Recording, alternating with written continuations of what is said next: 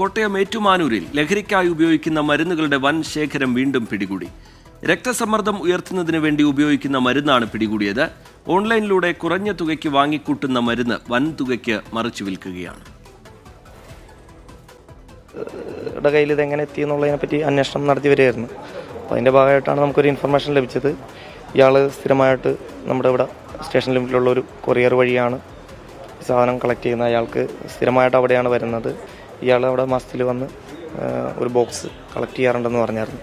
അപ്പോൾ അവർ medical representative ആണെന്നുള്ള രീതിയിലാണ് അവർ മനസ്സിലാക്കിയത്.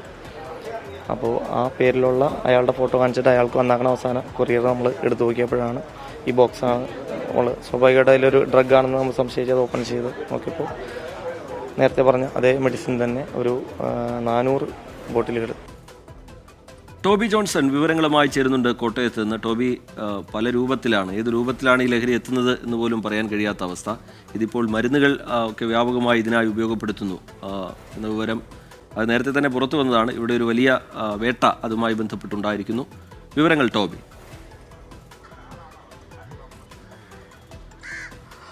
തീർച്ചയായിട്ടും നമുക്കറിയാവുന്നതുപോലെ കഞ്ചാവും അതുപോലെ തന്നെ മറ്റ് രാസലഹരിക്കുമെതിരെ വലിയ ശക്തമായിട്ടുള്ള രീതിയിലുള്ള നടപടികൾ സംസ്ഥാനത്തുടനീളം നടന്നു വരികയാണ്. അതുകൊണ്ട് തന്നെ അതിൻ്റെ വ്യാപനത്തിൻ്റെ അല്ലെങ്കിൽ അത് വിൽപ്പന നടത്തുന്നതിൻ്റെ ഒരു നിയന്ത്രണം അതിനിടയിൽ വന്നിട്ടുണ്ട് എന്ന് വേണമെങ്കിൽ നമുക്ക് കരുതാം. അതുകൊണ്ടായിരിക്കാം ഒരുപക്ഷെ ഇത്തരത്തിലുള്ള മരുന്നുകളിലേക്ക് ആളുകൾ തിരിയുന്നത് എന്നുള്ള കാര്യത്തിൽ ഒരു സംശയം നിൽക്കുകയാണ്.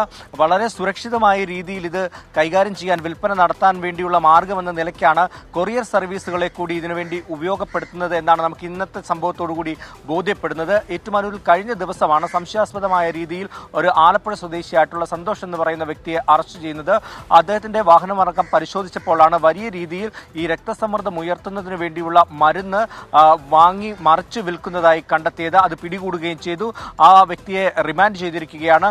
തുടർന്ന് ഈ കേസുമായി ബന്ധപ്പെട്ട് നടത്തിയ വിശദമായിട്ടുള്ള അന്വേഷണത്തിലാണ് ഇത്തരത്തിൽ കൊറിയർ വഴി ഇത് വരുന്നുണ്ട്, ഈ മരുന്ന് വരുന്നുണ്ട് എന്ന് മനസ്സിലായത്. ഇയാളുടെ പേരിൽ ഏറ്റുമാനൂരിൽ വന്ന കൊറിയർ പരിശോധിച്ചപ്പോൾ അതിൽ നിന്നും ഈ വീണ്ടും സമാനമായ രീതിയിൽ വൻ തോതിൽ ഈ മരുന്നുകൾ കണ്ടെത്തുകയായിരുന്നു. മാസം 2 കൊറിയറുകൾ ഇയാളുടെ പേരിൽ വരുന്നുണ്ട് എന്നാണ് പോലീസിന് ലഭിച്ച വിവരം. വ്യാജ പേരിലായിരുന്നു ഈ കൊറിയർ വന്നിരുന്നത്. തുടർന്ന് പോലീസ് തന്നെ ഈ വ്യക്തിയുടെ ഫോട്ടോ കൊണ്ടുപോയി കൊറിയർ സർവീസിൽ കാണിച്ചപ്പോഴാണ് ഇത് ഇന്നയാൾ തന്നെയാണ്, അയാൾക്ക് വരുന്ന മരുന്നാണെന്ന് മനസ്സിലാക്കുകയും ഇത് തുറന്ന് പരിശോധിച്ചപ്പോൾ ഈ ലഹരിക്ക് വേണ്ടി ഉപയോഗിക്കുന്ന മരുന്നാണെന്ന് കണ്ടെത്തുകയും ചെയ്തത്.